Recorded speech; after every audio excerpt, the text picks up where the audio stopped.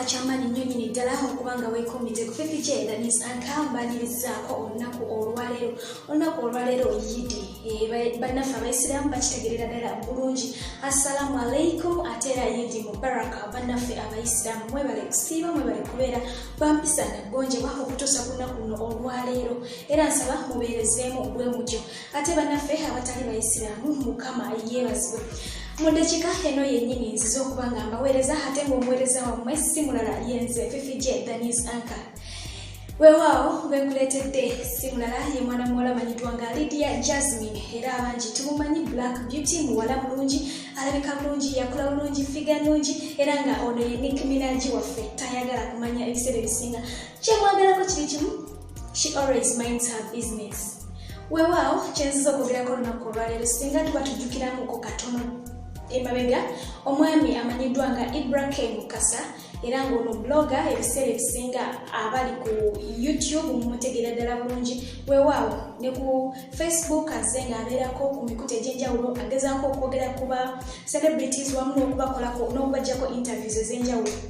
Yavaayo olunaku lumu ng'ali ku Star TV bw'atyo n'abaako embeera gye yayogera ku mwana muwala amanyiddwa nga Lydia Jasmine ng'ali wamu ne Fik Fameka, ekintu ekitayisa bulungi mwana muwala ono ne famire ye ate wamu ne bayimbi banne okutwaliza awamu.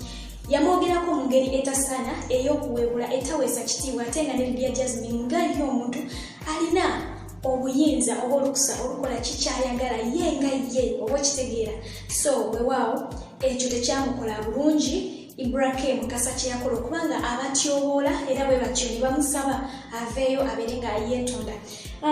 Ibrahim yagendera ddala mu maaso n'abeera nga yeetonda. Weewaawo omuyimbi amanyiddwa nga Irene Nambiru yavaayo n'agamba nti ekyo tekimala, bamuleete ku mpewo nga bwe yagenze n'abyogerera ku mpewo ng'amuweebula aveeyo ku mpewo agezeeko okuba nga yeetonda kubanga kino ekintu kyamenyera ddala omutima gwa mwana muwala Lydia Jasmine wamu ne famire ye era bw'atyo Ibrahim Mukasa yavaayo ne yeetonda ku mpewo n'agamba nti bamusonyiwe kubanga yabavuma n'abagamba nti bali stupid, bali foolish okuba nti Lydia Jasmine mbu yafuna olubuto lwa Fik Fameka ate bw'atyo n'abeera nga alugjamu.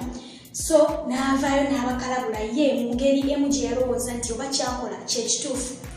Olunaku olwaleero kikyenkuleetedde ebigambo bize biyita nti Lydia Jasmine ayagala Fik Fameka olw'okubanga bazze balabika mu ngeri emu oba endala, naye ng'ate zikyenyiza okugamba bw'aba amwagala tekiriimu sitaani kubanga nabo bantu balina omusaayi ogutabula ate balina eddembe okulonda baani be baagala. Nga ggwe bwe batakera ku makya ne bakusalirawo nti yagala gundi oba yagala gundi, nabo balina eddembe eryo okwagala ani gwe baagala okuva ku ntobo y'omutima gwabwe kubanga abantu oba okitegeera. So bizze bitambula nti Lydia Jasmine ayagala Fik Fameka, naye njagadde obuvumu bwe olunaku olwaleero kubanga olunaku olw'eggulo yavuddeyo bw'atyo n'atukuba laavu, n'atukuba omuhabbati, n'atukuba omukwano kwegamba nga kyategeeza gwe kiruma agenda afe. Yakuwaniseeyo ekifaananyi ng'ali wamu ne mwana mulenzi Fik Fameka ate n'atikako ka caption akalungi ddala n'amuyita bestie. Kati gwe kiruma ofe oba weetuge oba omutima omunafu wano waba wakoze eki waba wakulennye mu njogera ennyangu yangu.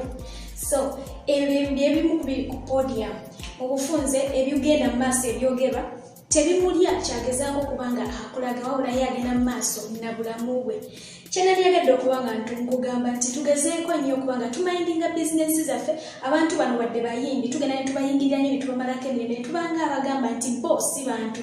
Ekyenjawulo ekibaliko okuba nti bayimbi bayimba era ne bakuba obuyimba obutunyumira obutusanyusa naye nga tebalina njawulo naffe abantu abalala. So balina eddembe okusalawo ku bulamu bwabwe bwe baagala okuba nga batambuliramu okuba nga babeeramu.